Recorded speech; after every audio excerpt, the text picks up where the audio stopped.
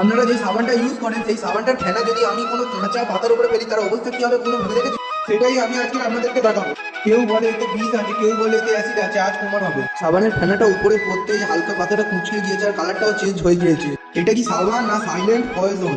এটা সাবান না, এতে আছে এসএলএস, যেটা স্কিনের গভীরে ঢুকে গোপনে ক্ষতি করে। গাছের পাতা যেমন ক্ষতিগ্রস্ত তেমনই হয় আপনাদের ত্বকে। তুমি কি এই ফেনা রোজ ব্যবহার করো? সাবান কিনলে এবার চোখ খোলো। এরকম বাস্তব টেস্ট চোখে না দেখলে কেউ বিশ্বাস করে না। এরকম টেস্ট দেখার জন্য চ্যানেলটাকে সাবস্ক্রাইব করে পাশে থাকো।